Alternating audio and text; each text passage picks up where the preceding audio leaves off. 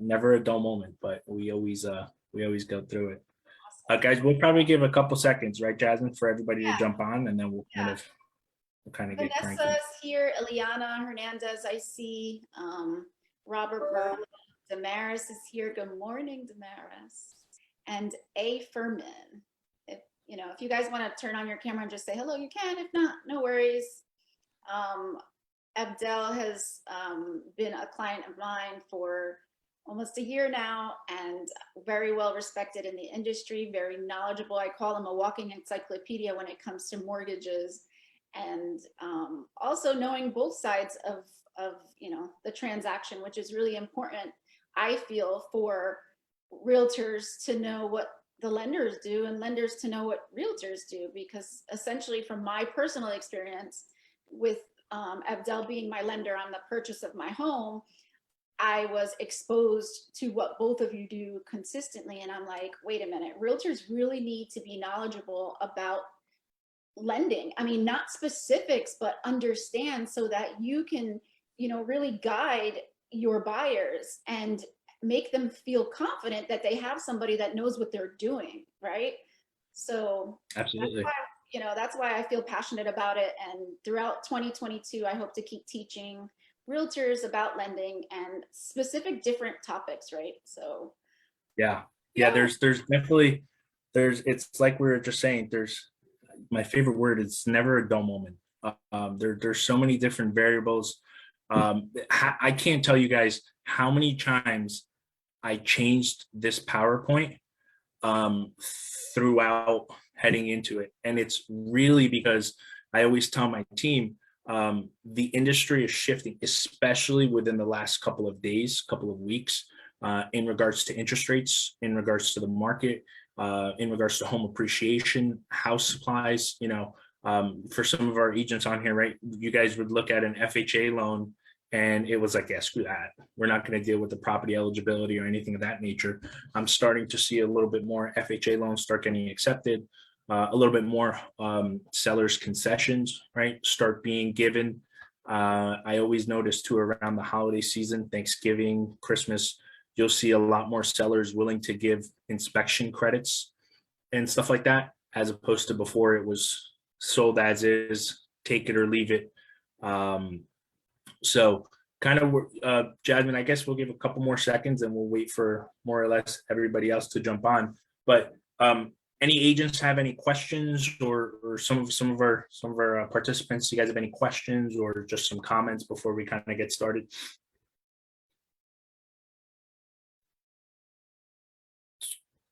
We're good. Eager to learn. I know I am. I love learning, because it helps me understand those I work with a little bit more. And well, you even took an extra step and sat in my class. Yeah. So you want to talk about, a lot of different approaches. And I tell everybody, being in the industry for a little while, it's always a learning experience. And you're literally learning something new. I learned something new probably from every single deal, whether it was something I could have educated a consumer about throughout my transactions.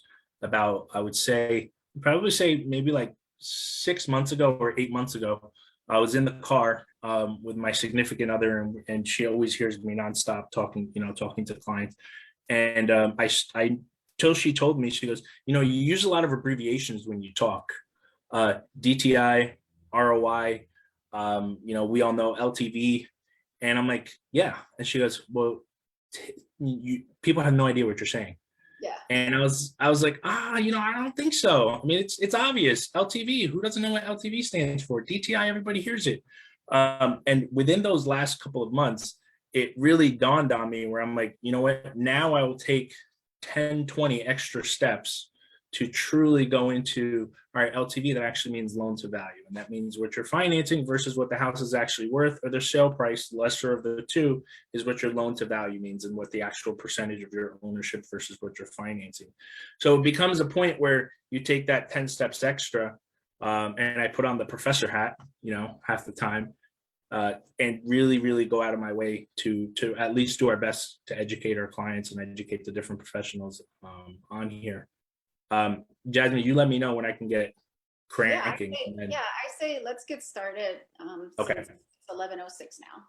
awesome. All right, guys. So first of all, thanks to Jasmine for setting this up.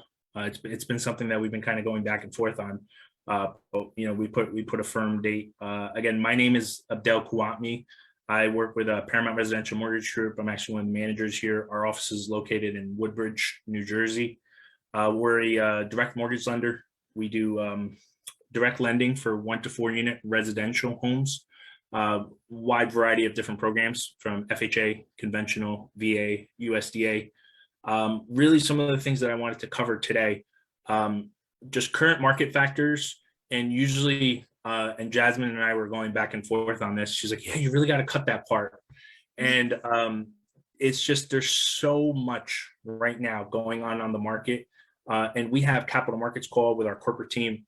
And I really just want to keep a brief overview of what's going on. Coronavirus, you know, there's a new variant now with omnivirus, which we're going to go over in a few seconds, and some of the shifts, appraisal and rates, the common questions that, you know, you guys as agents typically get, and how you can basically give an educated response to them. Inflation obviously has been a word that's probably been thrown around over the last couple of weeks. We're going to kind of go over what I think is more or less causing these inflations, the economy, and then one of the most important things is gearing into that is how we get our offers accepted, and then different avenues of business that Jasmine will help us wrap up. Yeah, and for those, 1 second, for those watching on Facebook, we're live. Go ahead and hashtag live below if you're watching live, or hashtag replay below if you're watching the replay. Drop your questions and we'll make sure that Abdel answers them in the comment section when we're complete. Perfect. So again, like I said, brief overview. I work with PRMG, located in Woodbridge. I really like to go a little bit out of our way, so to say, in providing educational content, because there certainly is no shortage of information in real estate and things being articulated, you know, differently. Definitely speed to lead, where we work with our clients. We want to make sure instantly, within seconds, that we are most importantly communicating and keeping you guys in the loop, most importantly, and then obviously closing on time. You know, Jasmine and I went through a fun one, and no matter what, I think the education probably and the communication really set the expectation with everybody, and we were still able to actually close before the closing date. So it all works out. And then everything that we personally do is all in-house. So in-house sales, in-house underwriting, in-house processing. We're not dealing with delays or anything of that nature. Most of our loans, especially personally within my branch, we're closing them in 21 days, 30 days, actually having to wait for closers or for the seller's side to actually close. So some of the caveats, a lot different than it was almost a year and a half ago when COVID just came about, and closings took 60 days, 90 days to occur due to so many factors. So there's that. So kind of diving right into it, guys. And Jasmine, please stop me if we get any questions, because I can't see them on my end. In regards to the current market, so most of us, I'm sure, I personally, I hate turning on the news sometime because it's usually so depressing, right? With different variables. But this new omnivirus that's slowly starting to come out, it's traveling super quick. I believe it was Wednesday or Tuesday we had no cases, and then Wednesday or Thursday we had our first case in California, in San Francisco. And that was the actually only case. And then I think it was yesterday, there was supposedly 5 cases in New York. So it's traveling fast. And that's why I was mentioning I had to change the slide probably like 10 times to kind of keep you guys really, really up to date. But that's something that we're going to slowly start to monitor. The first case in San Francisco, supposedly the person was vaccinated, didn't have the booster shot. Was still inflicted with it, which is, something that we're going to start seeing a lot of changes with. And then hopefully, fingers crossed, we don't go through a lot of what we went through previously with coronavirus, with lockdowns, death rates, and stuff like that. And the reason why I bring this up is the Fed just met about 3 days ago and had another Fed meeting. And the key word that they actually said that they were getting rid of the word transitory in regards to inflation, which basically means that they're going to be speeding up tapering. And we're probably all, what the heck does that mean? So tapering is when the Federal Reserve dives in to the economy and starts pumping some money in order to keep interest rates and the economy healthy. So they've been doing that for the last couple of months and dumping almost $120 billion into the economy a month, split between 40 billion of it coming from mortgage bonds and then 80 billion coming from treasury. We add the two, it's 120 billion that they're pumping in a month. So now they're saying enough is enough. The economy is starting to more or less balance out. There's a little bit of a pent up demand, right? Where the economy was actually pumped $6 trillion between COVID and some of these stimulus packages that came about. One of the main things why we're dealing with a lot of pent up demand is people got a lot of money. It's probably now heading into the holiday season, right? And with the holiday season, we're going to see now we're starting to gear into the other side, which is supply chain shortage, right? How many of us now, when you got to fill up your car for gas, it's insane, right? Luckily, I have the pleasure of working from home. Realtors, I feel for you guys because you're the ones that are driving around all the time. And I can't imagine how frustrating it was for a client to stand you up when you're going to a showing. So now you're putting guzzling gas into your car, and then you're still getting stood up. But not just gas that we're running into also shortages for common house necessities, toilet paper, water. We're starting to run into a lot of different shortages, right? I went to Costco the other day with the family, and they're starting to put now limitations. A lot of the stuff that we're going to start seeing now, it's not that they're not producing this stuff. A lot of it is getting stuck in different ports. A lot of them are getting stuck with, so the material is there, they just can't be entered into the ports for whatever different reasons, whether there's a backup. And then on the flip side, we also have unemployment numbers. So today, actually, unemployment numbers came out and they were drastically less than they anticipated. So we're actually more people for the first time ever filed, 28,000 people actually filed for new unemployment benefits. It's the first time that this happened. Most of the times we just had continuing claims. We didn't have a lot of new claims being done. So you're probably all confused as to what the heck is going on. So imagine the Fed. The Fed is exactly confused with there's inflation, there's the omnivirus, there's a lot of variables. So with that being said, they're trying to be a little bit cautious with interest rates. Interest rates are on the rise, and they're significantly on the rise due to tapering, which I just covered, right? Where I had mentioned $120 billion of being pumped into the market is now slowly going to be retracted by almost $5 billion a month. So we expect around June, July of next year, no more will the Fed be pumping this money into it. It's going to lead, again, like I said, to higher interest rates. I'm already seeing it. 6, 7, 8 months ago, interest rates were in the twos. At the benchmark rate, they've now increased the benchmark. It's almost about 3.25 last I checked, which just basically means that the cost to borrow money is going to be a little bit more expensive. Investors have to increase their yield now, and interest rates are simultaneously going to be a little bit more expensive. Jasmine, any questions from anybody, or we're on track? Looks like we're on track. I don't see any questions in the chat. Okay, cool.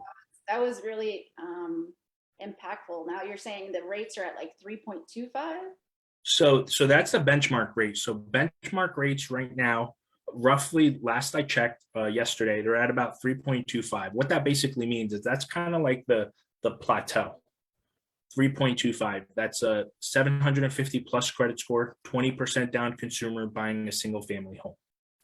We're going to dive into in a few seconds what are some of the factors that go on top of different benchmark rates, which we'll dive into in a couple of seconds once I kind of get this stuff out of the way. Employment and treasury, we just went over more or less. Again, inflation up about 0.4%.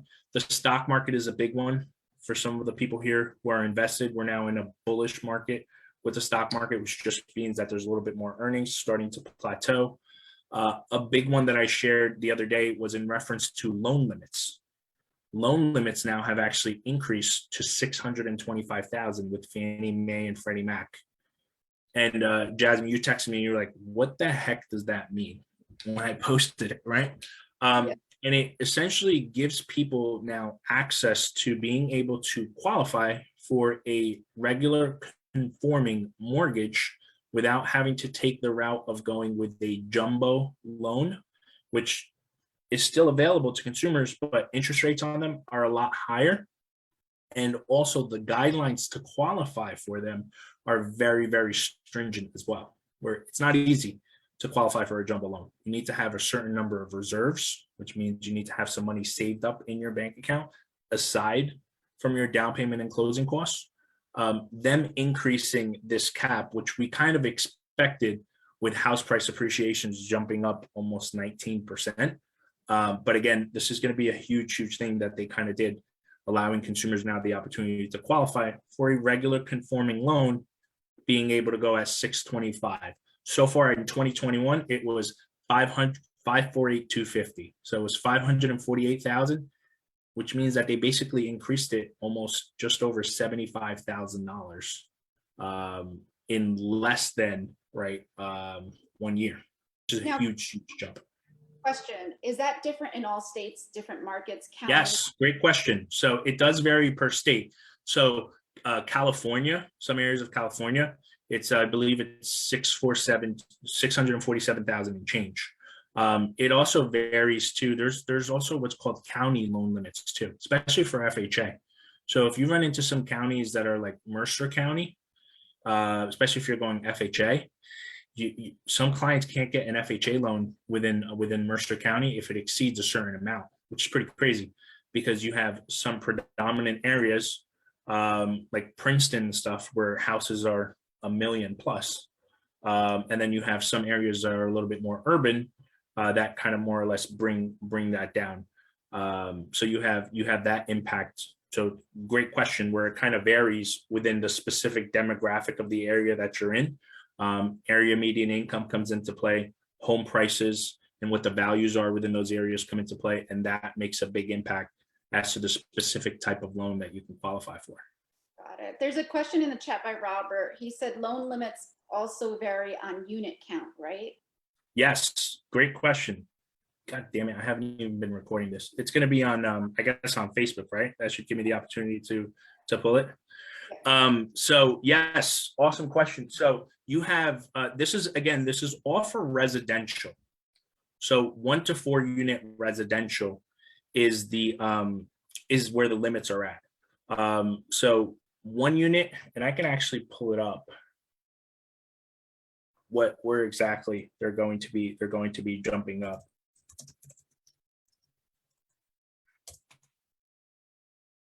So 647, like we just went over for some areas. You'll have a lot of them start jumping into 822,000. Yeah, so here you go. So 2 unit jumps up to 828,000. 4 unit jumps over $1 million. And then I'm sorry, that was 3 unit. 3 unit jumps up to $1 million, and then 4 unit jumps up to 1.2 million. So huge, huge shift from where it was last year, where it was significantly different.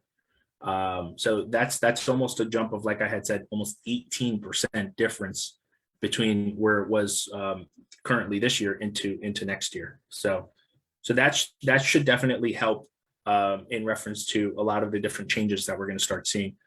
And diving again into this supply and demand, we just kind of went over with a lot of the stuff. The reason why home values are starting to appreciate. It's a lot different than it was previously, where we had a lot of home values start to, in the past, we have a shortage of homes, so there's a supply and demand, right? And you guys can see there's usually on average about a month and a half supply of homes currently within the market. There used to be before almost 6 months a supply of homes. That's a huge difference. That's almost a 3.5 month difference in shortages of home supplies without it being what's called a balanced market. As most of us are aware, we are more or less still technically in a seller's market, as opposed to that balanced market where buyers are usually the ones that are in the driver's seat. So does anybody have any questions on that before we kind of dive into the next part, which I was kind of touching base a little bit with rates? I like the fact that you said, there's 1.5 months worth of inventory. Yeah.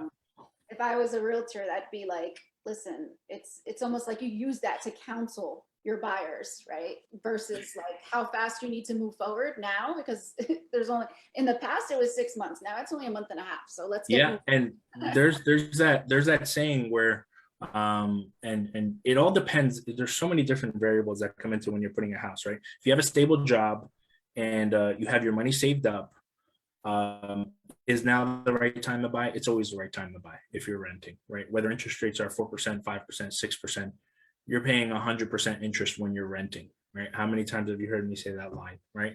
As opposed to when you're purchasing 4, 5, 6, no restrictions on refinancing, and you could take a look at refinancing when you run into that options as well.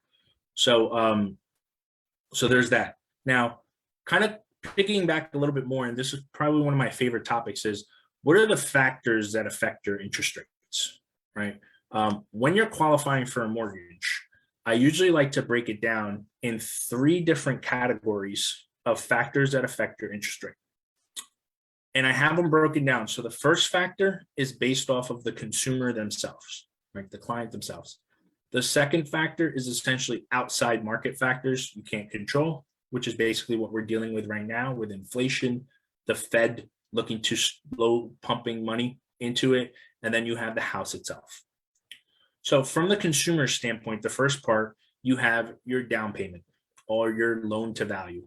The more that the client puts down, the more competitive his interest rate is going to be without any risks, because he's financing less and he's showing to the bank a commitment of the collateral that they're giving being less than what somebody financing at a max loan to value is. Okay. Credit score is obviously probably one of the strongest factors that affect a lot of consumers from being able to get closer to that benchmark rate, as opposed to being hit with what's called credit score risk factors, right? Based off of a FICO score. FICO scores are based off of 850, right? 850. So if the consumer has a 700 credit score, not the worst, but he's 150 points short of that 850 score, he will likely be risked, as opposed to another client who has an 800 plus credit score. Debt to income is a big one, and that's just simply put where basically the amount of money that you essentially have against you in regards to your income. What it is it's the mortgage payment plus your revolving minimum balances a month get added together. It gets divided by your gross monthly income, and that gives you what's called your debt to income percentage, or your DTI percentage. Okay. Question right there, because that's where, now this is where I love not being a realtor or a lender, and everybody else is here. I was a buyer. So when we were calculating the debt to income ratio for me initially, I'm like, well, doesn't my car insurance go in that calculation? Like, what about like PSE&G? Like, I pay all of this. And you were like, no. So I feel like it's important for realtors to know, like, what is calculated as part of the debt? Is it just— so great question, right? Revolving credit, is that the key word? So one of the main things, it's the credit that reports on your credit report. That makes sense. So your car note, your installment debt, your revolving minimum credit card debt.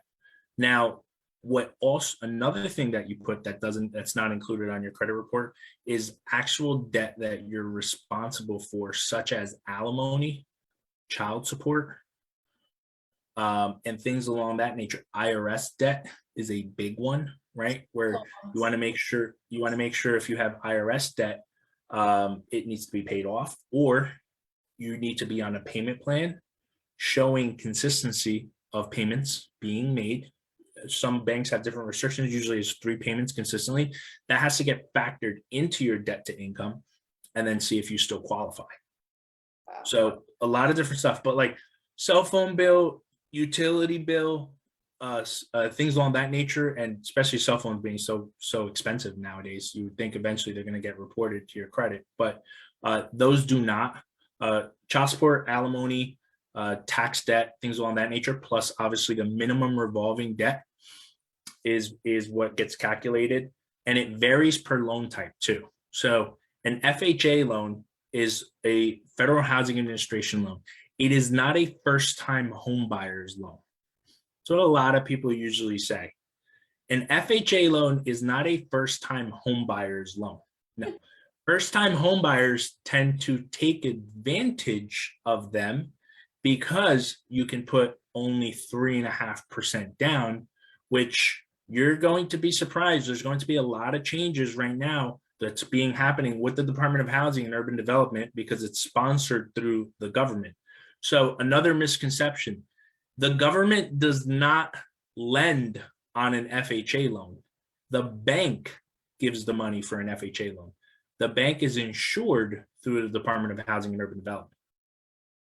Okay, so that's another thing that people usually confuse. An FHA loan does not come from the government. It's insured by the Department of Housing and Urban Development. And then obviously a conventional loan is directly coming from the bank. And then you have VA, USDA, and other programs out there. But an FHA loan allows you from a debt to income perspective, depending on multiple factors, but usually you can borrow up to 56.9% of whatever income you make versus your debt. Conventional, in some instances, allows you to go as high as 45% or 49%, depending on if you have contributing factors. So easiest way, realtors, if you guys want to kind of obviously trust the mortgage expert to do it for you, but quick thing that I usually tell people is it's essentially 50% of your income cannot exceed for your debt. So if you make $10,000, quick synopsis, you cannot be paying out more than $5,000 a month in debt being reported against you, revolving, plus your monthly mortgage payment. So if you're making $10,000 a month, 50% of that is $5,000.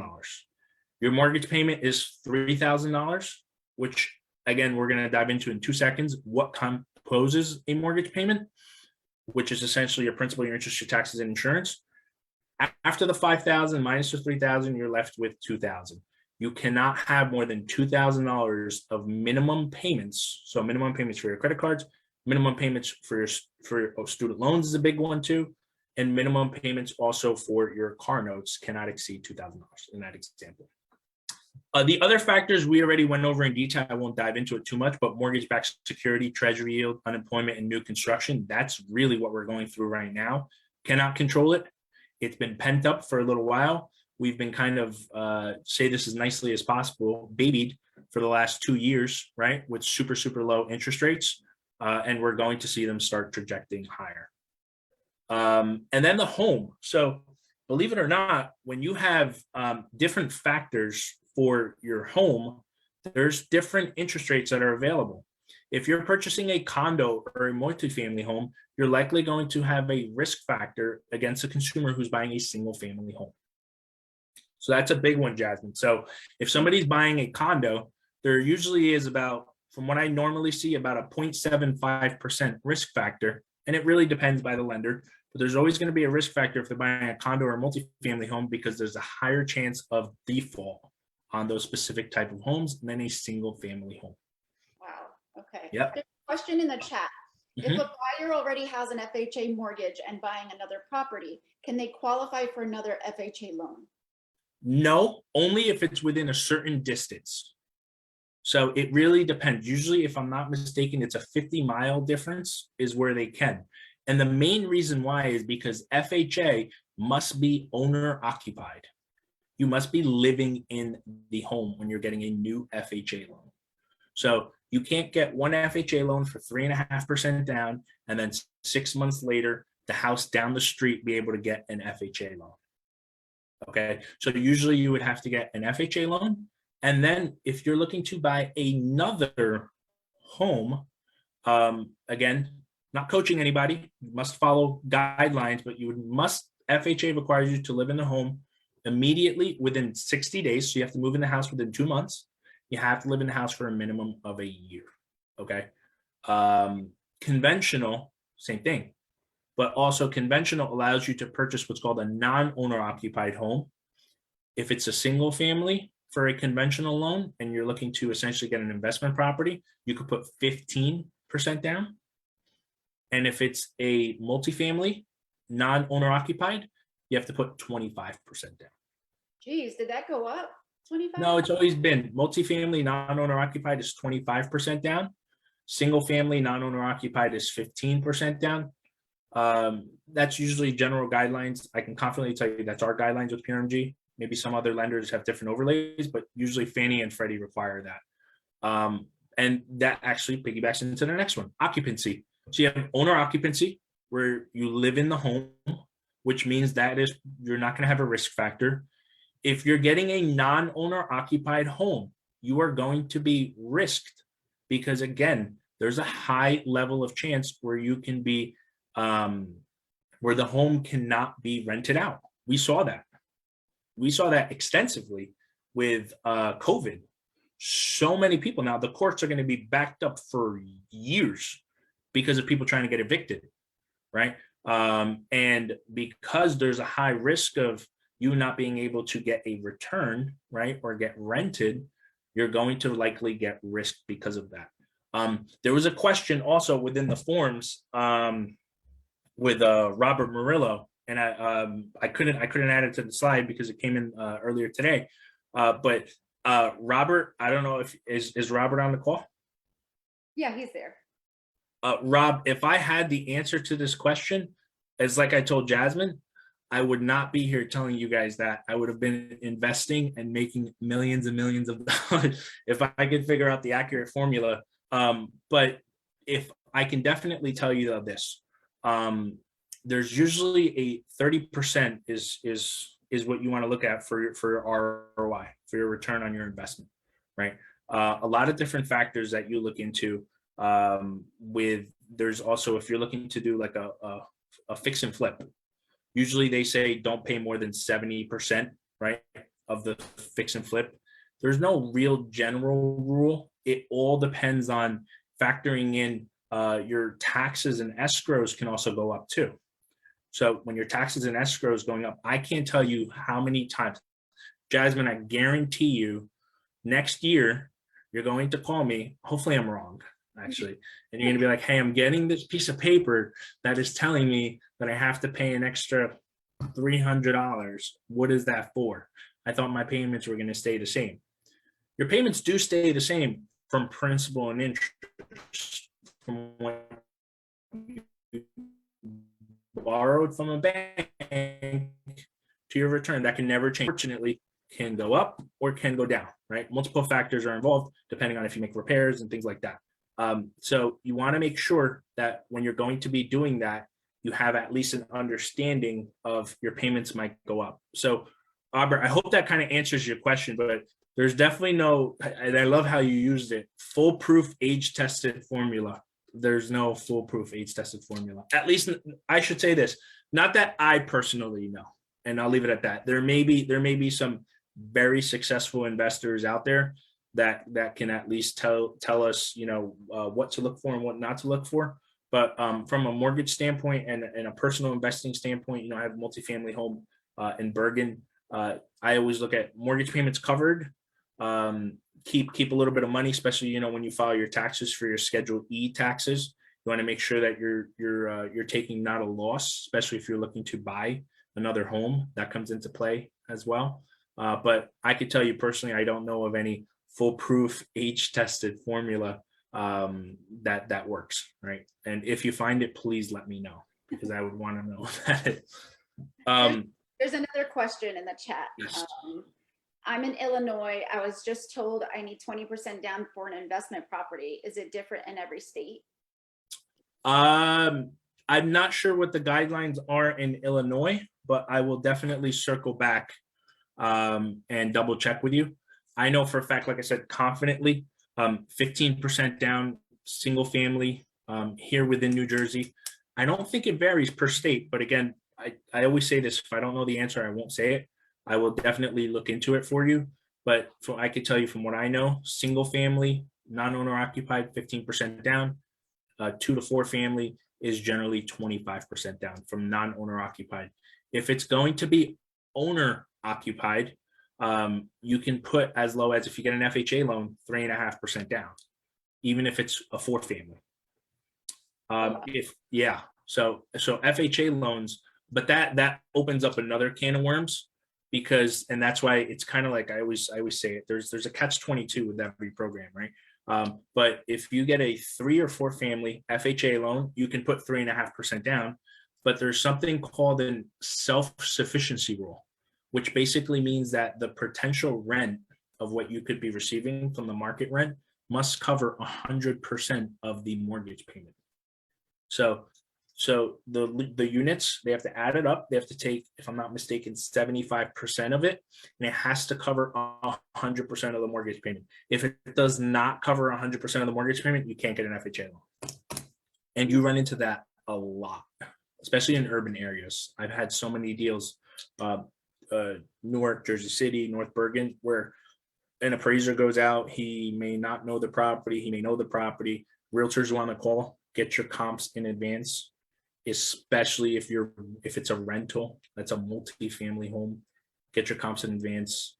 Some appraisers will take them, some of them won't, but certainly keep that in mind, especially for rentals, because rentals in certain areas, let's say in urban areas, Newark, Ironbound is going to be a lot higher than other areas within Newark. Certain areas in North Bergen, in front of the water, it's probably going to be better than certain areas in North Bergen that are not next to the water. So if you're getting an FHA, if you're getting a multifamily FHA loan, there's that self-sufficiency rule of 3 to 4 family that comes into play. Any other questions? We're good? No, we're good. All right, wait, cool. is there self-sufficiency in conventional loans? So Not that I'm aware of. No self-sufficiency in conventional. There is no self-sufficiency rule, again, that I'm aware of. Within my guidelines, normally if we run into a situation where a client can't qualify FHA, we immediately look into switching to conventional, mainly because you don't have to deal with the self-sufficiency rule. So I'm not aware of self-sufficiency rules for a conventional loan. So diving into this one, mortgage-backed security pricing, really quick, high level. Basically, the higher the number, where you guys can see around September 3rd, it was 104 mortgage-backed security pricing. It has now dropped, and actually, I'm curious what it is now. It actually has dropped to just under 102 mortgage-backed security pricing. And what that basically means is it's an inverse relationship. So the lower mortgage-backed security pricing is, the higher the interest rate is. Okay, so you guys can see that kind of that projection where mortgage-backed securities were so high, and then it dropped, right? And that's kind of why I usually tell people, really, since September, August, interest rates have significantly gone up due to all the factors we just covered. Okay, so I hope that explains things. Now, on the other side, home appreciations. Home appreciations, like I just went over before, is almost 18 or 19% year over year. Pretty crazy, right? House prices obviously skyrocketed, and houses are appraising. And again, guys, one of the main things is because of what? Supply and demand. There is a shortage of homes and a very, very high demand for homes, mainly because interest rates are low. Now, that actually brings up, just because interest rates are on the rise doesn't mean they're still not low. They are still very, very low. Getting a home at 3% is still very good. Getting a home at 4% is still very, very good. my first home was 7%. Yeah, that's what I'm saying. So and you got yours, if you don't mind me asking, I think it was in 2013, around that, was it? 2005. So I know interest rates reading up a lot. They were almost at like 19%. I in 2018, I bought my first house. It was 5.6. We had good credit. It was 5.6. So interest rates are still low. You know, they're still low. They're balancing out. Again, they're going to be on the rise, but you know, that should definitely not deter or deter clients from them steering away from purchasing. And houses are appraising. Okay, they're definitely still appraising. Now, the flip side, if the appraisal comes in short, which I'm sure how many realtors on this call can attest to, they got an appraisal and it came in short, and I really, fingers crossed, hope that the lender did their due diligence and worked with you to make sure that they were able to at least combat the appraisal or work strategies. These are some different strategies that I personally work on with the team if an appraisal comes up short. The first option that you want to do is to obviously renegotiate the price of the home with the seller if it was not waived, right? House is listed for 500, you offer 540, and the house comes back at 520. You now have a 20K shortage, right? 540, 520, you have a 20K shortage. Now it's meeting in the middle, the seller dropping to 520, so many different variables. Now, if the appraisal was waived, or another thing is, what we usually like to do is coordinate with the buyer's agent and listing agent and obtain comps in advance. We will generally ask for those comps up front, or if it does come in short, and we will work on disputing the results of the appraisal with the appraisal management company and send a revision request and ask him to consider X, Y, and Z comps. I just did one for that deal, Jasmine, I was telling you about today that closed.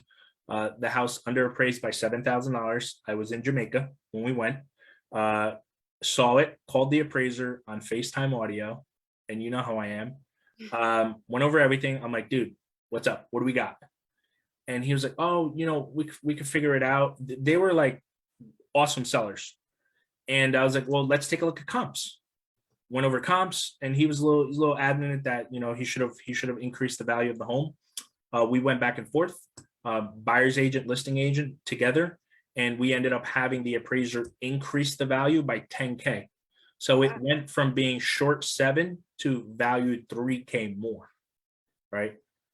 Seller's super happy. Obviously, she got that. Client's ecstatic because she was about to cough up $7,000. And listing agent is obviously jumping up and down. He made a little bit more of a commission, and simultaneously we got the deal done. So those are a lot of the things that we usually do. I'm sure other great lenders out there probably do the same, but that's one of the options. Another one is if there is an appraisal waiver and so on and so forth, you can restructure the loan where either, well, the client can bring the difference, which is obviously, you know, the case that if you're a buyer's agent, you don't want to have to deal with, or it can be restructured where you can reduce the down payment. So if a client is putting, let's say, 20% down on a home, obviously he doesn't want to have mortgage insurance, but he doesn't have the extra money to cover the shortage. You can drop the down payment to say 15% down and use that 5% shortage. Now you come into play where the client's going to have to pay mortgage insurance. Yeah, there's different avenues where the client can pay mortgage insurance, or there's other avenues where the client can pay what's called a single premium mortgage insurance upfront, and he doesn't have to pay mortgage insurance within his monthly payment. He just essentially prepays his mortgage insurance once, and for the entire length of the loan, he never has to worry about mortgage insurance. Now, So, Abdel, is this a PRMG thing? No, this is guidelines everywhere. Okay, yeah, cool. Because remember, so PRMG, Bank A, Bank B, we all follow certain guidelines, and that's actually why I put subject to industry guidelines. So FHA, you have to put 3.5% down, right? Now, which means the max that you can finance is what? 96.5%. So let's say, for example, a client has to get an FHA loan and put 10% down, which a lot of people do. And you're like, well, that doesn't make sense. And I'm like, yes and no, it depends on the circumstance. If a client's credit score is not the greatest, right, can't go conventional. He has to go FHA. If a client has to put that example of 10% down for an FHA loan, he may have to do that because his debt to income is at 56.9%, the max, right? As opposed to conventional only allowing you 45%. So taking a look at that, right? Now, let's say that consumer on an FHA loan is putting 10% down. Now, the one thing though is that, remember, you're on a contract. So now we're going to talk what is actually the legal way. Any changes to the terms of the contract, all parties must know.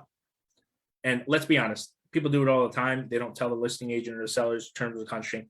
Don't want to be put in that situation. Any changes to the contract, no changes to the seller, he'll get his money, but you must always let your attorney, agent, and have all the parties agree to that the loan is being restructured. That's super, super important because it can change, the contract. You're essentially in breach.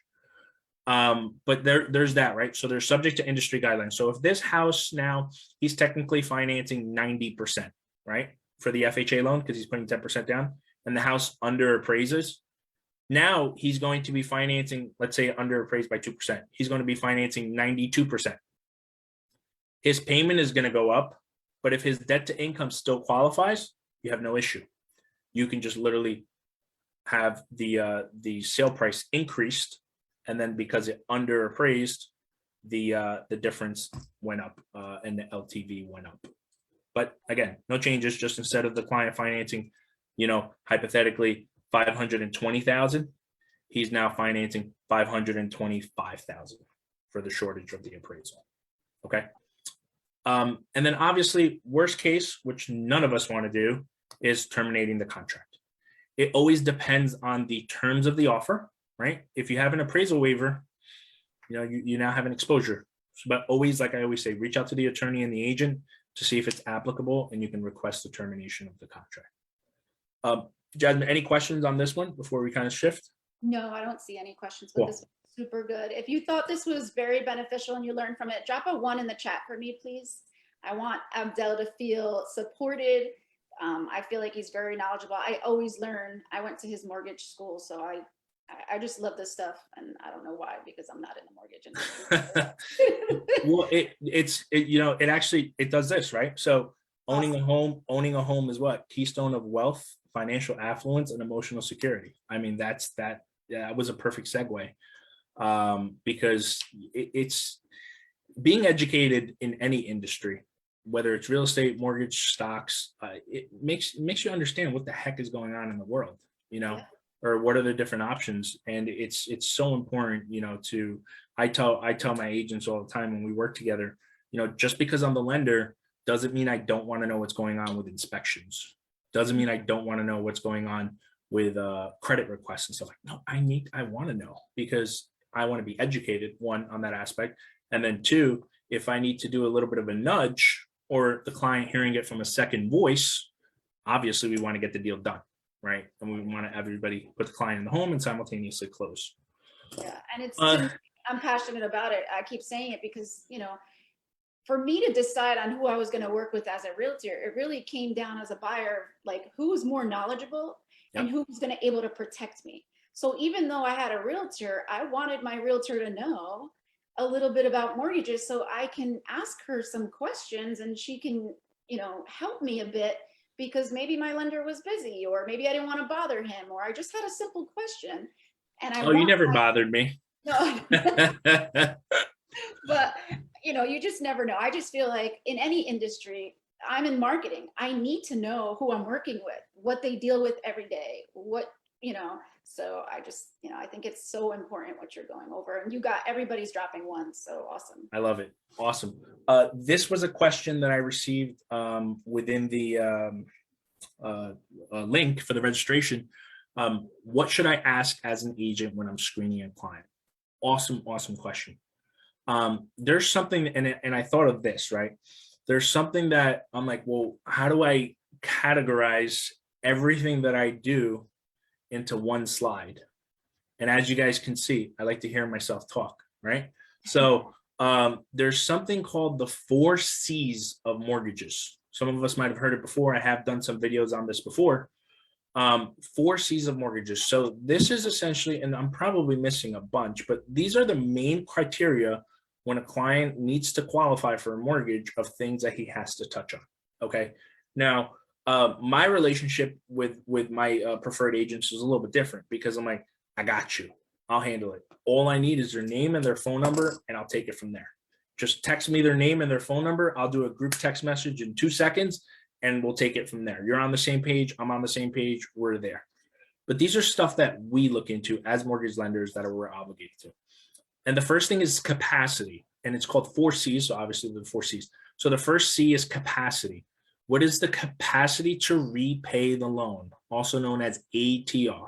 This is if a client is qualifying for a QM mortgage, a qualified mortgage that has to conform to Fannie Mae and Freddie Mac guidelines. Client must have a 2-year working history. Now, it does not have to be the same job. A lot of people give me that question. Oh, I haven't been working at this job for 2 years. Okay.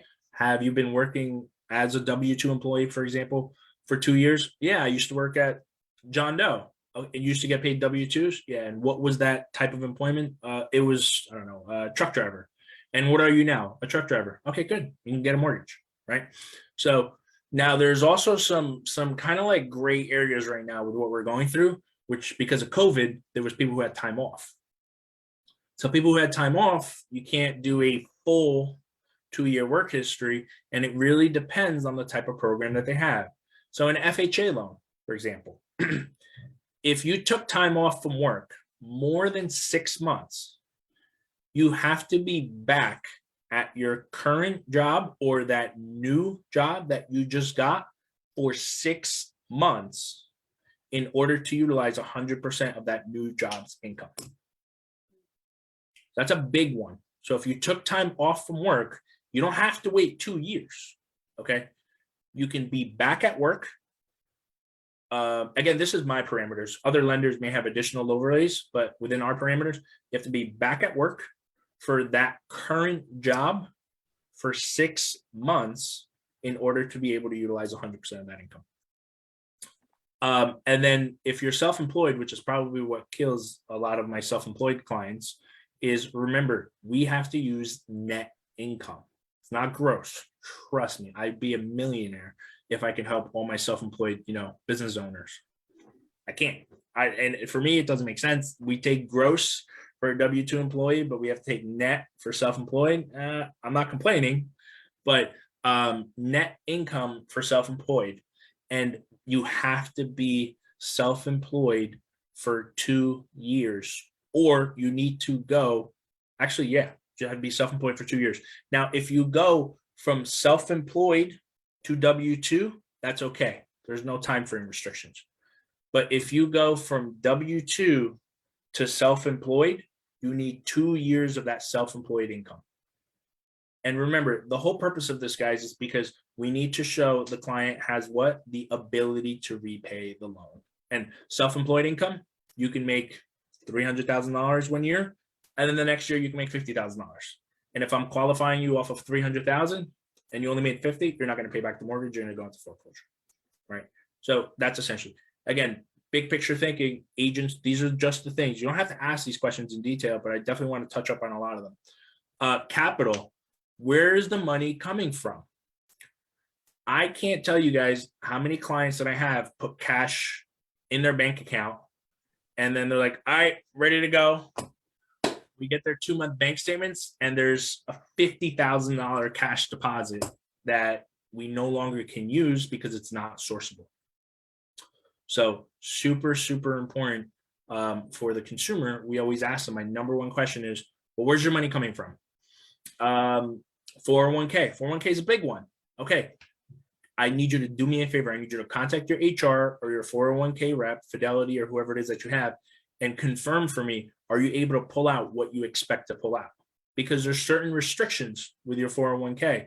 Let's say you have $100,000. You can't necessarily, depending on the terms of your 401k, pull out the entire 100K. You may be restricted to only pulling out 30,000 or 40,000. and then you're now stuck with, oh snap, I don't have money for down payment and closing costs. Okay, so that's for capital. Collateral, self-explanatory. We just need to make sure that the house actually is worth that collateral. Does it appraise? So agents, you want to make sure that if they're going into it, is the house going to appraise? If it's not going to appraise, which a lot of the times we expect because we're offering 40, 50 grand more, make sure you kind of give us an idea within the lender's perspective so we can work on restructuring the loan like we went over if all parties agree to make sure what they're buying is obviously qualified. And then credit is, of course, a big one. I have so many consumers, right? I would love to help them, but they ran into whatever situation, divorce or anything of that nature, where their credit has a couple blemishes on there. If you're looking to buy a house, one of the main things you want to make sure is that your credit is right. Because when your credit is obviously not good, you guys remember the risk factors we went over, you're going to get a higher interest rate or worse, not be able to qualify at all. Okay. A few questions in the chat. Yep. Capacity and 2-year work history. Is months also for a conventional, or is that only for FHA? That's for FHA. Conventional, it really depends on the underwriter's discretion. From what I've seen, yeah, really depends on the underwriter's discretion. FHA has been one. Conventional depends on the underwriter's discretion. There's no restrictions within Fannie or Freddie that I'm aware of. But yeah, so there's that. Okay, then the other question is, borrower has to be back working 6 months also for a conventional, or is that only FHA? So that's FHA. Again, conventional, remember, conventional is from the bank. It's the agency. It's an agency loan. So it really depends on the lender overlay and what it is that they require, and if it's allowed within Fannie Mae selling guide or if it's not. So, but usually the rule of play I always like to do is 6 months back, regardless of program. But again, situation by situation. And then we'll run deal desk scenarios and find out if it's allowed. A big one too is if it's within the same. So let's say, for example, Jasmine, someone was out for a little while, right? But previous to that, they were working 18 years at the same job, or they're a nurse. Used to be a nurse, right? Your job is more or less kind of fixed, right? It's guaranteed. And those are and that's one of the importance why you want to work with a lender. There's so many great ones out there who will take that extra step to paint that picture to the underwriters that, there's a consistency of job history. They took time off generally because of COVID, right? Which is a lot of people do. But previous to that, they were working at the same employer, or they were working within the same level of work for the last 16, 17 years. There's a level of consistency. And I take extra steps contacting the employer and getting what I usually like to get, the offer letter, showing that they're definitely guaranteed that job. And there's a high likelihood of continued income working within that same employment. Okay. And there's another question. Yep. Does the house have to appraise for the amount of the loan or the price of the home? Does the house have to appraise for the amount of the home? You mean from the appraised value? Does the house have to appraise for the amount of the loan or the price of the home? Yes, for the appraised value. No, the house has to appraise for the sale price. Okay, got it. So I'll give you an example. We'll use the same one, and I don't remember if these were numbers, but your house, you're offering $500,000, right? House appraises for $500,000. You're good. Client, if he's putting 10% down, 10%. Now, house sale price is $500,000. House appraises at $480,000. You now have a $20,000 shortage. Because remember, we go off of, let's say it's an FHA loan, 96.5%. We go off for the less, if you remember Jasmine from class, the less of the two. Sale price, appraised value, we use the less of the two. So we have to take 96.5% of 480. Okay, which means now the client has to cover that 10% difference, right? Which means, let's say there's no upfront mortgage insurance, right? 10% of 500, the client is going to be financing what? 450, right? It's paying 10% down to 500, that's 50,000, 450. So now you're going to put 450, but here you're going to put 450 plus whatever that difference of 20,000 is, which means you have to put an extra $70,000. to get 96.5% of that amount. Okay, so great question, but it is based off of what you're actually, the house has to, so think of it this way. What does loan to value mean? What's the value of the home, which is what it appraises for, right? Or what you're buying it for, can go both ways, versus what are you getting a loan for? So it has to count based off the price of the home, not what you're buying of the loan amount. So I guess that's why it's so important for a realtor to appropriately list a home. comps. Yeah. Yeah, and do the comps. It's crucial. Houses are appreciating, and that's why they're, like I said, they're at about 18-19%. They're still projected to be well over I believe it's 9 or 10% into next year. But you got to be careful when you're having your clients put 40, 50, 60 grand over just to get the offer accepted and the house not appraised, and you waive the appraisal. You have a situation if the client doesn't have the money. So so there's that. Any other questions, or I can move on? Nope, you can go. Good. Okay. So again, guys, kind of the market of what we're in, we already went over. The year is already, it's probably one of the craziest years that I've been in the industry. We just passed, as of yesterday, 222 families. 222 families helped, which is awesome for our team. We have about 14 loan officers. And I predict next year is going to be even crazier. I think next year is going to be even busier. Again, no matter interest rates being high, interest rates not, I think a lot more homes are going to start popping on the market, especially with foreclosure moratoriums going to expire. So we're going to start seeing that. But we saw about an average of 7 million home sales around the country. October, we had about 594, and then we had about 556 right now in November. A question that I had asked in the chat, what's included in your mortgage payment? So when a consumer makes a payment to their mortgage and when they qualify, Jasmine, it's based off of their debt to income, right? Remember, we went over gross monthly income, 50%, $10,000 example, can't exceed 5,000. Your mortgage payment is comprised of 4 components. Your principal, which is the money that you borrow from the bank.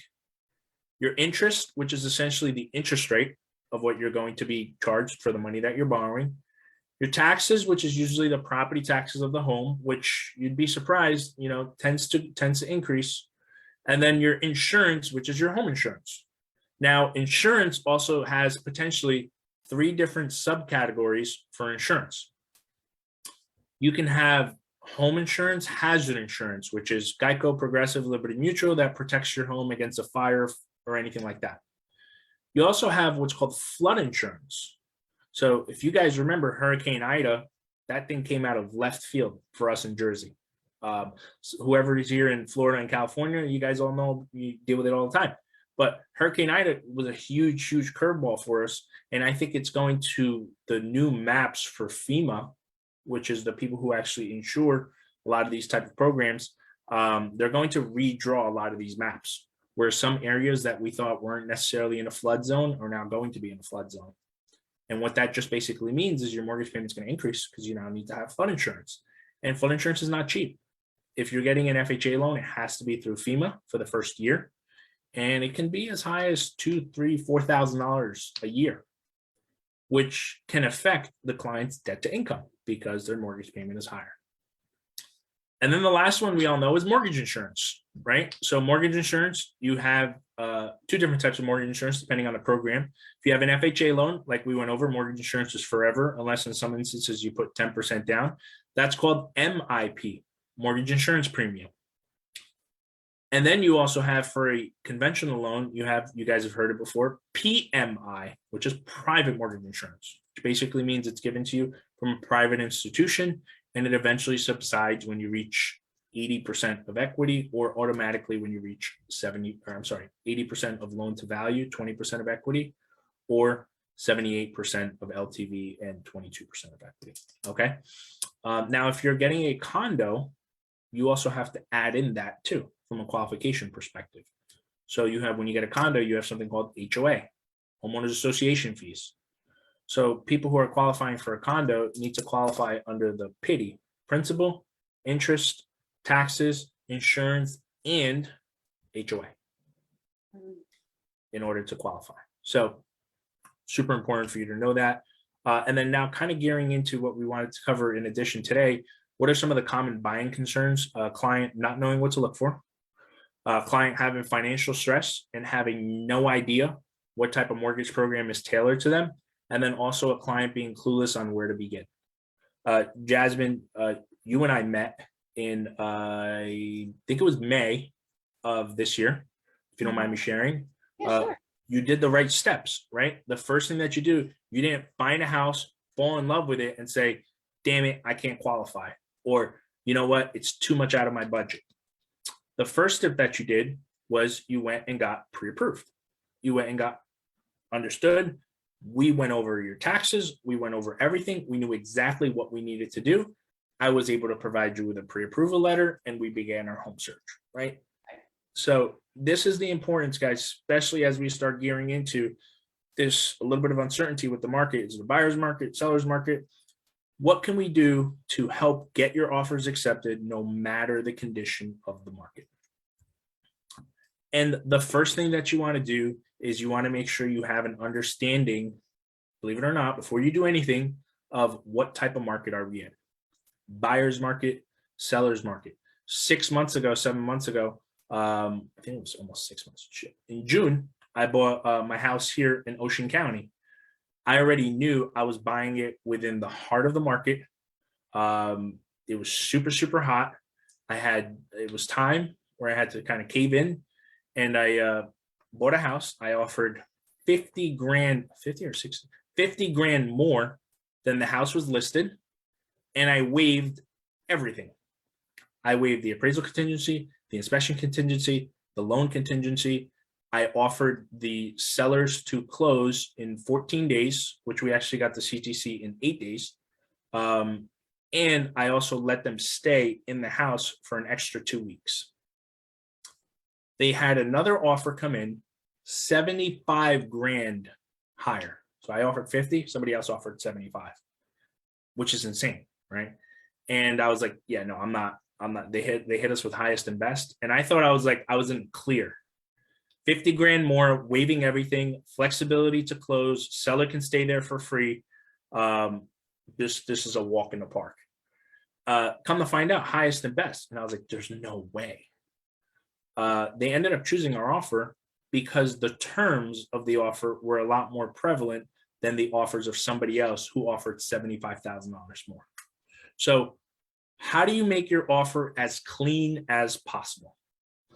The first step that you guys need to do is make sure the consumer who got pre-approved is actually pre-approved, right? I posted something, Jasmine, if you remember the other day, where people who get a fake pre-approval, and everybody's like, what the heck is a fake pre-approval? And why would somebody do that? You'd be surprised if a lender, we had one of my loan officers 2 days ago goes, oh, Abdel, this client just left me.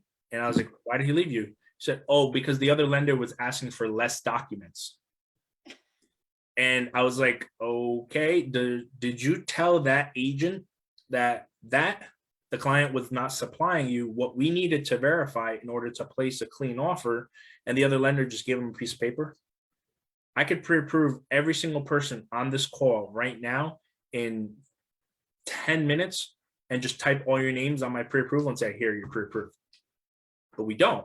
We need to make sure we do our full due diligence, and I can pre-approve somebody in 15 minutes if I have everything that we need, and I do it all the time.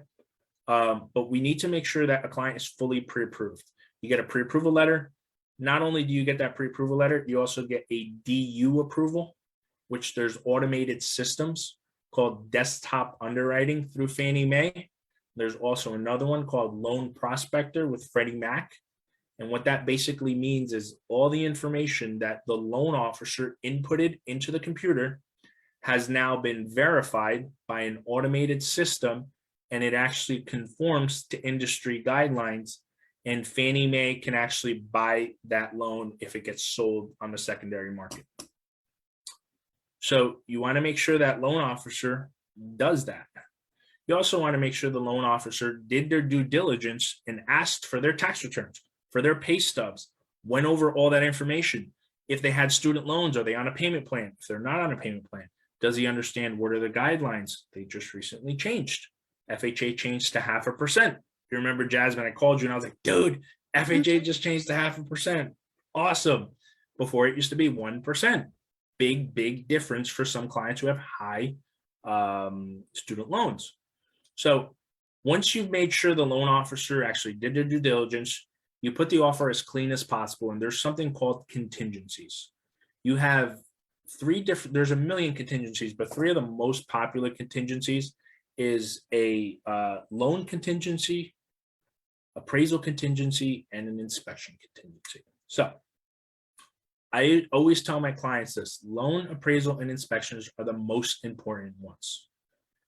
Now, when you take them, when you put them on the table, you've now shown them you gave up and you're not sure if you really want this house, right? But if you're so confident in the house appraising based on the comps, you waive the appraisal. If you know that the house is in great condition, really based on the assessment of the agent, right? You guys, when you do your showings, you're not just blindly saying, I hope this guy takes this house so I can get a commission, right? No, you really need to take a look at it and confidently tell your client, hey, we can waive the inspection contingency and we can limit it, what everybody usually does, to environmental or structural issues, right? When you do those certain things, you really show the seller, oh, this guy's confidently knows the house is going to appraise, waives his loan contingency, which tells me that the loan officer knows what he's doing and pre-approved them, and he's waiving the inspection contingency. This is more likely to go through than another deal fall through with a different opportunity.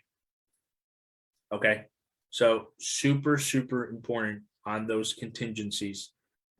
Any questions on that, Jasmine, or are we good? I have a question. As a realtor, how knowledgeable are realtors with inspections? And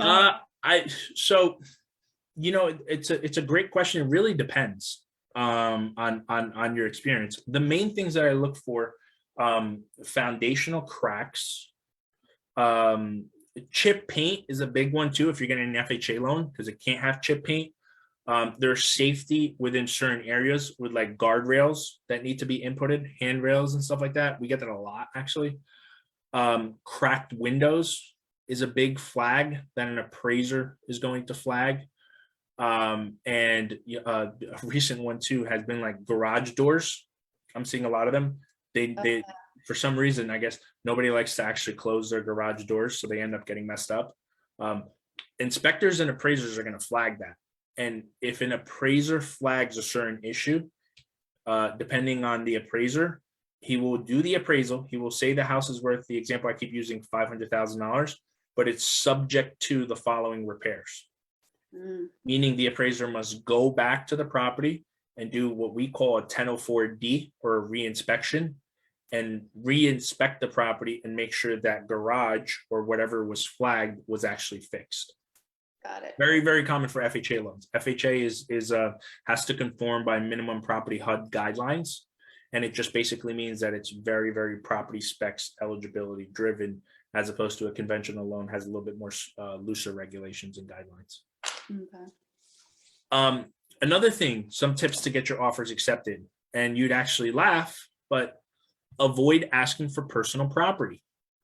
So asking, and you'd be surprised, I have situations all the time. Oh yeah, we want to get it, but we want the fridge and we want the washer dryer and we want that really nice chandelier and that cool, lawn furniture or whatever it is. When you obviously start asking for certain things like that within your offer, it's like I say here, if you want a chandelier or lawn furniture, Jasmine, go to Home Depot, right? Get that from Home Depot. But that's going to weaken your offer. So one of my recommendations, avoid asking for personal property or advising your clients. There could be somebody else that's offering the same terms, but he's not asking for that really pretty pool table or that really nice, what do we have all the time? Doghouse to be removed or stuff like that. Do your best to avoid asking for personal property, because that's a big one. Obviously, probably the most common one is offer above asking. So now going into offer above asking, you want to be cautious though. You want to take a look at what's the type of market that you're currently in. Are you in a seller's market? So generally, if you're in a seller's market, you're lowballing offers, not going to happen. Again, the market's shifting a little bit, guys, because I'm having some clients have their offers accepted by offering a little bit less. So it really depends, but it's also a case-by-case basis depending on how nice the house is and how much attraction it gets. Getting the seller's attention. You know, if you offer houses listed for 500, you offer 500, it's probably not going to stand out as you offering 503 or 505. It may be the difference in standing out as opposed to another home that you're just offering 100% of. What's the cost? Of course, making sure that it doesn't end up costing you in the long run. So what we do with a lot of our clients, we do what's called a bid over ask. Jasmine, I think we may have done one or two with yours where I showed you the statistical analysis of them like, hey, listen, I know the house is listed for 500, but if you put 520 with the historical level of appreciation, you may actually get your money back in less than 2 years instead of you thinking that you way over appraised for the home. And with appreciation levels being so high, even if you offer 20,000, you may make it back in 10 months. And then also getting considered. So keep your home aligned with the home value. So a lot of the times you'll have some people who a house is listed for 500 and you offer 615. A listing agent's going to be like, dude, this guy's out of his mind. This house is not going to appraise for 615, right? So you want to also be, cautious and considered where you're actually serious about the offer you're putting in.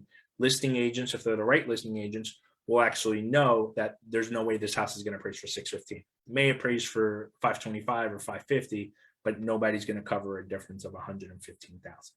Okay. Another strong recommendation, putting a strong deposit up front.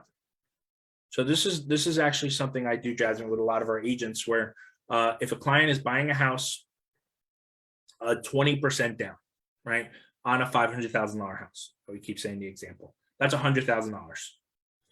I'll tell the client, usually they'll put 20,000, 10,000, 30,000, depending on the agent and what they agree to, or whatever National Association of Realtors restrictions are.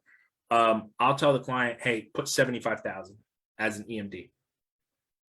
I got you. Like, I'm confident. I get it all the time. We had one in Princeton, super smart seller, 21-day close.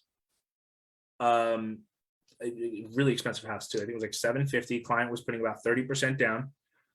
We put $100,000 EMD, non-refundable if we couldn't close. Waived everything, waived the appraisal and the inspection contingencies. And we also put that super strong EMD up front. Somebody else that came higher than us by 25,000, they took our offer because we put a very strong deposit up front. I communicated directly with the seller because it's a FSBO, communicated with the seller, with the agent on the line on buyer side. Offer got accepted. We closed in 11 days. Wow.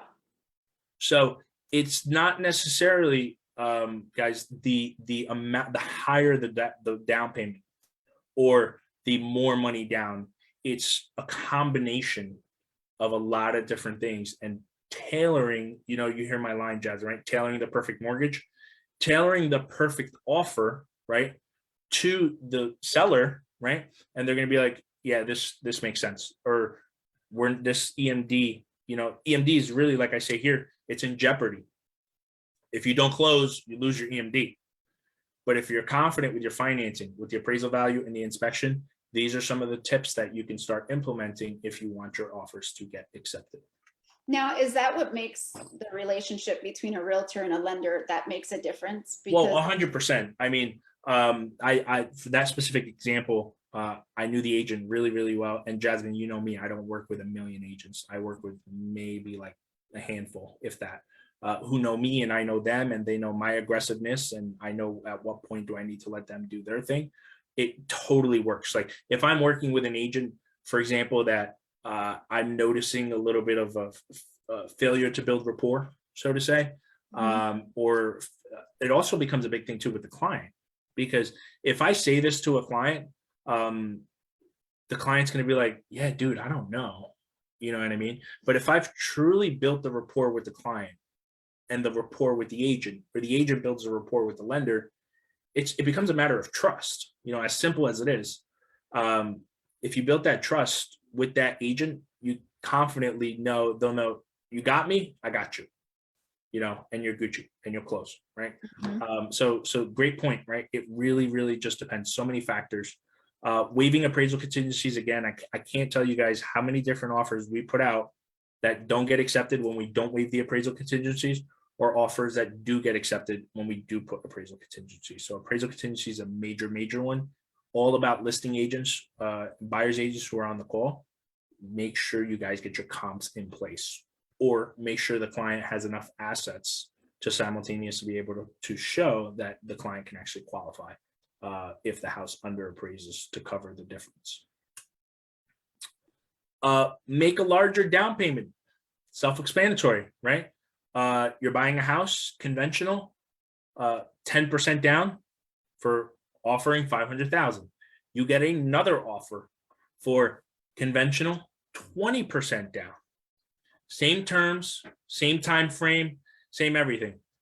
If you're a listing agent, Jasmine, right, being unbiased, you're not in the industry, who are you going to choose? Someone who's putting 10% down, or someone who's putting 20% down?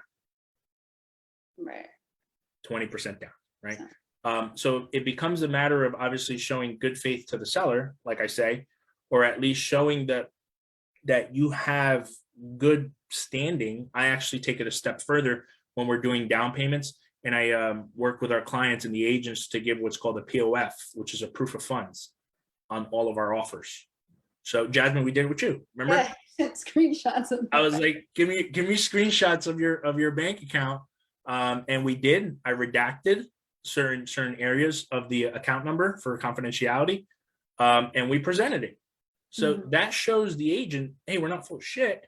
Client has the money. I'm calling you, letting you know client's verified, taxes, tax returns, and all that stuff, and we're ready to go. Some of those tips will definitely work on getting your offers accepted, than going, a standard 5% or whatever it is. Now, if a client does not want to waive appraisal, there's also something that some of you guys heard, which is called an escalation clause, which just basically means that if your offer is outbid, you're ready to escalate it. Let's say escalating it by 10,000, escalating it by $5,000. So if the house is 500,000 and you put a $10,000 escalation clause, and somebody else comes in at 505, you've now told that listing agent, hey, you know what, we're actually willing to put 510 because you've included a $10,000 escalation clause. Okay. Always important, as I always tell people, when it comes to escalation clauses, consult with your attorney, or consult at least with the agent who you trust, to make sure they understand they're writing that clause. Usually it's written in within the offer or during attorney review. Flexible closing, and that'll be my last tip. Obviously, right? Hey, we can close in 21 days. Obviously, what seller, if they're vacating the house, is not going to want that? Or on the flip side, the seller wants time to move out, and you offer a free stay. Jasmine, I think we did that, right? We let them stay in. It wasn't long, maybe 24 hours or 48 hours. But we offer them stay in the property. Again, it all depends on, make sure obviously you have it in writing. Make sure also the lender can agree to what's called a use and occupancy to stay in the property, right? And if you're going to charge them, if you're not going to charge them, if you want your offers to stand out, offering a free use and occupancy for a month, for whatever it is. Again, depending on industry guidelines. What did I say for FHA? You have to move in within 60 days. So you can't do a UNO for 3 months for FHA. No lenders is allowed to approve it.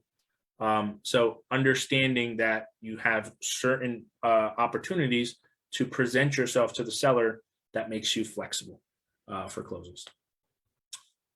Do we have any questions, Jazz? Or I can kind of... No. We're good? Okay, cool. Hold on, that second appraisal comes at a cost, correct? Yes. So what was the initial question? There wasn't one. She just puts the second. Oh, okay. So second appraisals. So how does this come into play? Couple different factors. If this is what I can think of off the top of my head. I'm sure there's other ones, but if an investor buys a house and he sells it for more than 100% of what he bought it for, there must be a second appraisal done. Okay. And the biggest reason why the buyer cannot pay for that second appraisal. It has to either get paid by the seller or it has to get paid by the lender or an outside party. So that's a big one too, because you run into that a lot. A lot of fix and flips, where they bought it in cash for 150,000, and then they go and they sell it for 300,000 or 310,000. They're selling it for more than 100%. The main thing is they just want to make sure, from a compliance perspective, the appraiser is not in cahoots with the sellers and the buyers and stuff like that. You also have certain restrictions too with an FHA loan. If you get an FHA loan, how long ago did the buyer or seller purchase that property? So if it was within 90 days, you can't go under contract. If it's within 180 days, there needs to be, again, a second appraisal. And the second appraisal, once again, cannot be paid by the buyer. So those are the two. I hope that answers your question. Yes, thanks. Yeah. So Adriana said, LOL, I had a client that wanted to ask for the car on every offer. Yeah. A car? You'd be surprised. I've seen offer, actually a client that I closed in Elizabeth. He didn't ask for it, but they threw it in. They threw in a like an old school Mercedes in with the house. No joke. Wow. So and Damaris asked, so are you helping tailor the perfect offer alongside of the realtor? 100%. Yeah. So it becomes, because you guys notice a lot of the offers that how to make the offer presentable. It's a team effort, right? You more or less, depending on the agent, right? But you don't know how much money the client has in their bank account. You may or may not. I do, right? As a lender, because I'm supposed to. So I can tell you, hey, we can offer more, or we can't. I can tell you, hey, we can waive the appraisal because the client is sitting on an extra 50, 60,000 in their stocks that they can liquidate. I could tell you, hey, we can do an escalation clause again, because the main thing too, Jazz, is let's say you do an escalation clause for 550 with 15,000. But if the debt to income is so tight at 500 already, client can't qualify at 515 or 520. What are you doing an escalation clause? So the communication is so key to making sure that whatever, and that's what you run into so many times, where I get calls, Abdel, hey, I really need you to help me. And I'm like, what happened? She goes, I'm working with this lender. And I'm like, well, that's your first mistake. She goes, yeah, I know that. And I go, okay, so what's the situation? We're under contract. The offer is accepted. Got a pre-approval, but now the lender's telling me he can't close. Can you please help me? Can you give me a pre-approval letter? And then I'm like, slow down. I'm like, when I give you a pre-approval letter, that means it's going to get pre-approved. It's going to close. I'm like, client's got to fill out mortgage application. Give me their number right now. And my agents they just say, like, if you text me, it's John Doe, here's their phone number. Let me know how you make out. That's it. And normally it's, hey, what's up? Got your phone number from Jasmine, touching base with you in regards to your home buying journey. Congratulations on taking the right steps, blah, blah, blah, blah, blah. Right. So it's a huge point where you said it earlier, working with the agent that you know, and together putting together a clean offer, right? Because it can't just be the agent. No, I want to be included. At least what we do with my strategies with my staff is I want to be included on every single offer that you're presenting. I want to run numbers on every single home that you're also working with too, because the numbers, Jasmine, how many different properties did we look at, right? One house in property A is $10,000 in taxes. Another house in property B is $15,000 in taxes. And if I tell you, you qualify at 600,000 and I qualified you with $10,000 in taxes, you may not qualify at a $600,000 house with $20,000 in taxes. Your debt to income is going to change because your taxes are higher, meaning your mortgage payment is higher. Okay. Can I work on setting you up now? Any other question? Okay. So the next thing, guys, what I really wanted to cover, obviously, thanks to Jasmine for setting this up. I can't continue to thank her, but Different avenues of business. And these are, I went over this with my team actually earlier today during our morning huddle. What are different avenues of business? If you are a real estate agent, an insurance rep, a lender, whatever it is, what are different avenues of business that you can use in order to look to facilitate and get more business? Like I said earlier, and I want to say this as nice as possible. A lot of people were lucky into the amount of business that they closed, the amount of business that they did within the last 2 years. There was so much fish swimming in the sea, so to say, with pent up buyers, right? So many buyers, interest rates were super, super low. Homes were there. It was harder to get offers accepted, but you were getting closing. Now into 2022, it is all about making sure you have various avenues of business in order to be successful. And the number one avenue of business, there's just no way around it. I don't care. It's a Social Dilemma or whatever that show that came out or that movie. Social media is here. Social media is not going anywhere, right? They got now metaverse, which is going to be a whole nother thing. But social media is here, guys, and it's here to stay. So you have to be able to utilize social media mainly through video marketing, right? How many of you guys see, me personally or Jasmine post video after video after video about what's going on in the market or a certain educational tip, or obviously what we're doing right now. So social media, utilizing it and truly engaging with your followers. So many different social media platforms are changing, right? One of them just changed their name. A lot of different avenues that you need to start exploring if you really want to increase your book of business with your online exposure. The next thing, and probably one of the most important things, is lead generation. Hiring a marketing agency like Jasmine with her company, J. Lopez Enterprises, who can assist you. I just took one thing, which is assisting with boosting ads. And like I always say, making you look like that local celebrity, that local superstar, right? Can you do this stuff yourself? Sure. But you can also, what do I always tell people? You can also clean your teeth yourself too, right? But you go to a dentist. You can also probably do an oil change yourself too, right? But what do? You go to a mechanic. Leaving this part of the business to the experts who know how to do it, so you can stay busy, whether it's buying, selling, lending, or whatever the case may be, and have the experts do it for you. Whether it costs you money or not, you're investing in your business. You have to invest in your business to reinvest in yourself. So I hope that was that segue. Hiring assistants. So same thing, being able to find help, whether it's inside sales assistants, virtual assistants. Jasmine's got her new company called Scalable.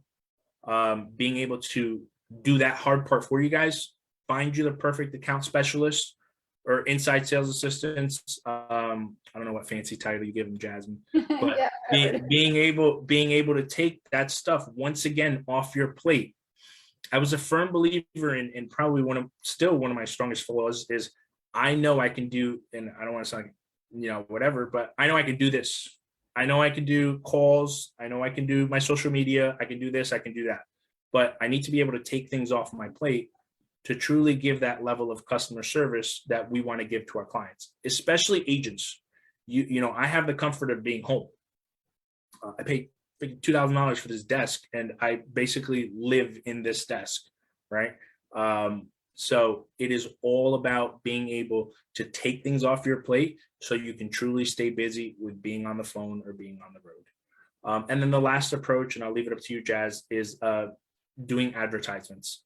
It's the name of the game. This is probably the least effective, but it's also probably the ones that people tend to gravitate to. The first two is doing mailers and email marketing. There's always that, it's the path of least resistance. It's so easy to do. You just pay a company and they can send postal cards. It statistically has the least level of success. Email marketing has, unless you have a really, really good campaign, has the least level of openings. And then the strongest traditional approach, which is what we all strive for, is referral business, right? If you're a beast in your industry, you know what you're doing, you know what you're talking about, you have a consumer in front of you, or a professional, and they put the trust in you, and they know exactly what it is that you do, and that you do it well. That's obviously what we all strive for. And then obviously hosting events, virtual or in person, like what we're doing right now, to allow you to increase your book of business. And with that being said, Jasmine, I did a little. Oh, thank you. A little, intro into some of the things that you guys cover, and I'm sure it's a lot more. But yeah, so floor is yours. Oh no, so it's funny because I have you, Robert, and Damaris, who are all my clients on this call. So there's nothing that I say that I'm lying, that, or, if you need referrals, they're on here for you. We do lead generation. We have account managers that work inside of your CRM. While we were on this call, I can see Damaris talking back and forth with one of my account managers about setting up email drip campaigns and property searches. We also do hire virtual assistants for lenders and agents to help them leverage their time, because as we all know, to make more money, you have to leverage other people's time. We're extremely passionate about what we do at J. Lopez Enterprises and Scalable. As you can tell, I kind of embedded myself in the real estate industry, and I'm passionate about it because I know we can really help you build your sales pipeline and at the same time give you the freedom that you deserve. And then we also handle social media and content manage for our clients. Some of our clients definitely don't have the time to post every day or create content, and you really shouldn't be. You should be working on your business, not in your business. So we handle posting for our clients 6 days a week. We create the content and we post everything for our clients. So it's pretty cool. We're basically a done for you agency. Some of it is done with you. If you have any questions, you can always reach out to me, Jasmine at jlopezenterprises.com, or I'm on Facebook at JAY Lopez. Thank you. Perfect. Awesome. Thanks, Jasmine. I mean, Jasmine and I think we've been working together for about a year now, just over a year. And then before that, she was a superstar in the car industry, right? Generating a lot of lead gen, such a small world. So yeah, if you guys are interested in increasing your book of business and looking for avenues to explore, definitely recommend you guys check her and her team out. And then on my end, I'm sure probably friends with most of you guys, but would probably say almost every social media platform. Usually Got Mortgages is my little name. My team's name is the Mortgage Plugs with PRMG. So if you guys ever want to find me, it's not hard to search my name. But yeah, so Facebook, LinkedIn, Instagram. I do also have a YouTube channel with about 150, I think now, probably even more, videos talking about the mortgage process that I usually like to kind of extract and send to a lot of our clients. My contact info, again, my office is in Woodbridge. Email is super short, ak@prmg.net. If you guys have any questions, even after this chat or being friends on Facebook, please feel free to reach out. And Jasmine's info, I know she just told you guys, but if you guys have any questions on that end, we could take it from there. And yeah. Any questions from anybody? You want to open up, talk about anything? If not, we will see you again, hopefully next month.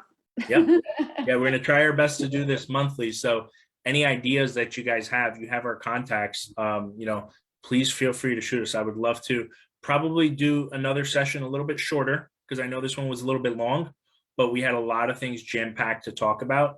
And I have, no problem. I'm sure, Jasmine, we could set something up within specific questions that you guys have and take it from there. So thanks, guys, for jumping on. I appreciate it. Have a blessed holiday, and we'll catch you guys next time. Bye, have a good one.